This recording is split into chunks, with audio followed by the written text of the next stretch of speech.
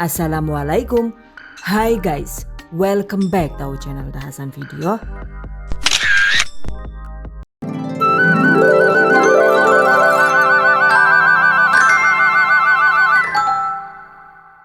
Abon sapi layak jual. Ada yang suka nggak nih? Layak jual karena yang ini tampilannya cantik banget, teksturnya itu lembut dan berambut. Pastinya cocok banget untuk lauk nasi di rumah ataupun untuk ide usaha. Wow, amazing. Oke, yang penasaran? Yuk ikuti terus videonya hingga selesai. Bahan dan cara membuat. Pertama, siapkan 1 kg daging sapi. Siapkan panci. Seperti biasa, ini saya menggunakan casserole pot dari stand cookware. Kemudian didihkan sekitar 1,5 liter air. Setelah mendidih, blansir potongan daging sapi, yaitu dengan cara dimasak di api besar sebentar, kira-kira selama sekitar 5 menit saja. Setelah 5 menit, angkat, tiriskan daging dan buang sisa air rebusannya. Oke, sekarang daging siap diolah. Berikutnya, potong daging mengikuti arah serat dengan ukuran yang lebih kecil.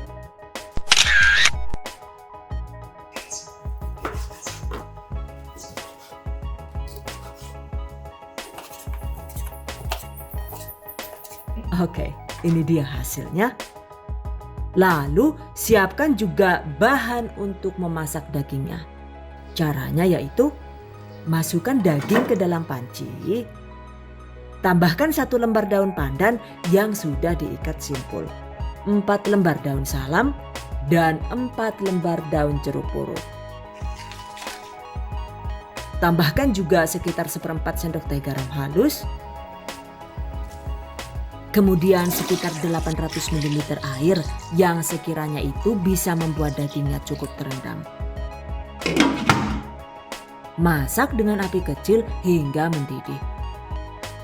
Dan ini setelah mendidih, agar dagingnya itu cepat empuk, ini akan saya masak dengan menggunakan metode 5-37.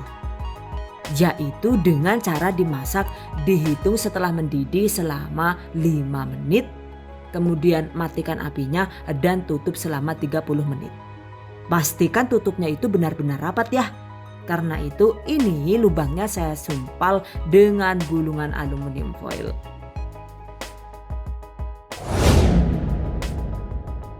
Setelah 30 menit, buka kembali sumpal ditutupnya, lalu masak hingga mendidih.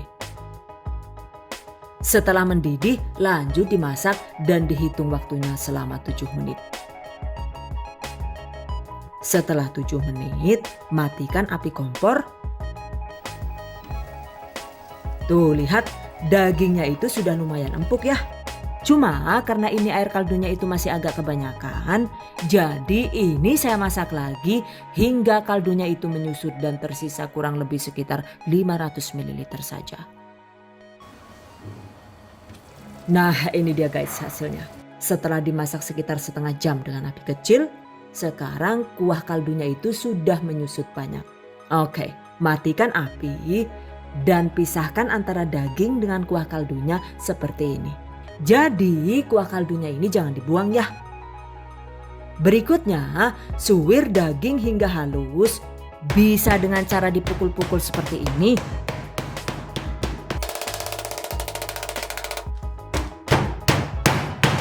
Atau dikepuk dengan ulakan cobek juga boleh. Atau bisa juga disuwir dengan cara ditumbuk menggunakan alu dan lumpang seperti ini. Yang terpenting pastikan tekstur dagingnya itu menjadi halus memanjang seperti ini. Sisihkan. Oke, selanjutnya siapkan bumbu yang dihaluskan, yaitu ada 20 siung bawang merah, 12 siung bawang putih, 2 ruas lengkuas, 3 batang serai yang diambil bagian putihnya, 3 butir kemiri, 2 sendok makan ketumbar, 2 ruas jahe, 1 sendok teh jinten, dan 1/4 buah pala. Tambahkan 1/4 gelas air agar mesin choppernya itu bisa bekerja lebih baik. Oke, proses hingga bumbu halus. Dan seperti biasa, ini saya menggunakan chopper CH100 dari Mitochiba.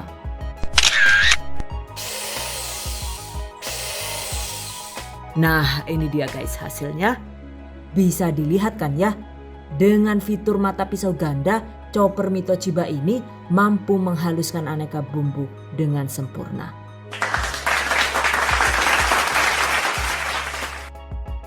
Sisihkan. Kemudian siapkan juga 260 ml atau sekitar 4 sachet santan instan kental atau bisa juga menggunakan santan kental yang diambil dari 1 butir kelapa. Atau bisa diganti dengan 4 sendok makan creamer bubuk yang dilarutkan air hingga volume 260 ml. Atau bahkan bisa cukup menggunakan air kelapa muda atau air putih biasa juga boleh, sesuai selera saja ya. Oke guys, jika semua bahan sudah siap, berikutnya waktunya dieksekusi. Siapkan panci atau wokpan, dan ini lagi-lagi saya menggunakan Granite Series Wokpan 32 cm dari stand cookware. Panaskan sekitar 6 sendok makan minyak goreng. Masukkan bumbu yang sudah dihaluskan tadi.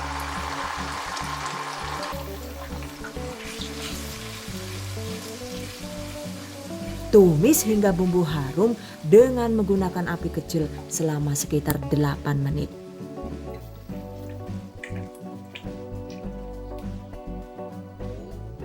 Lalu masukkan daging yang sudah disuwir halus. Aduk rata. Tambahkan 500 ml air kaldu yang sudah disiapkan tadi ya. Kemudian santan instan kental. Tambahkan juga 3 sendok makan gula pasir atau bisa diganti dengan 3 sendok makan gula merah yang disisir halus. 12 gram atau sekitar 2 sendok teh kaldu bubuk. Sesuai selera ya. 10 gram atau sekitar 1 sendok makan peres garam halus sesuai selera. 1 sendok teh kunyit bubuk. Dan 1 sendok teh lada bubuk. Masak dengan menggunakan api sedang sambil sering diaduk-aduk hingga kuahnya itu asat alias menyusut.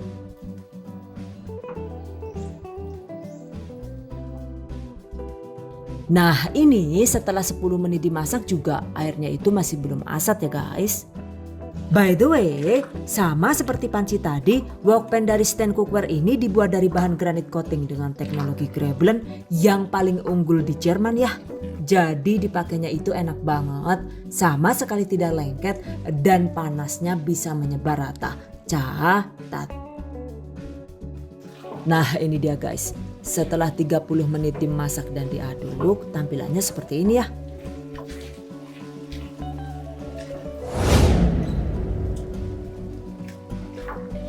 Dan setelah 1 jam diaduk, oh finally it's already dried guys. Sekarang kuahnya itu sudah menyusut ya. Nah ketika kuahnya itu sudah asat begini, kecilkan api kompor, kemudian lanjut dimasak sambil terus diaduk-aduk hingga benar-benar kering dan tekstur dagingnya itu terasa ringan. Sebener baik ya lah yuk. Dene suwe temen ki ya guling udek Jan.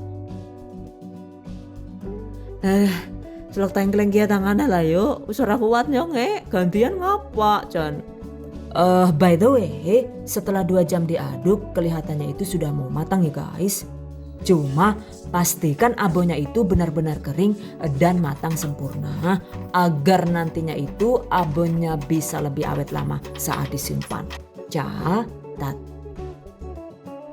Oke guys, setelah sekitar 2,5 jam diaduk, dan tekstur dagingnya itu juga sudah sangat terasa ringan. Artinya sekarang abon sapi sudah matang. Matikan api. Dan setelah api kompor dimatikan, ini masih tetap diaduk hingga uap panasnya hilang. Tara, sekarang abon sapi buatan sendiri sudah jadi. By the way, ini kan teksturnya itu masih agak sedikit kasar tuh. Nah, agar tekstur abonnya itu menjadi lebih lembut, kita bisa langsung memixer abon dengan kecepatan sedang seperti ini. Mixer hingga potongan daging abon menjadi lebih lembut dan berambut. Jadi untuk durasi memixernya itu memang sesuai kebutuhan saja ya. Boleh cukup 5 menit, 6 menit, atau 7 menit sesuai selera.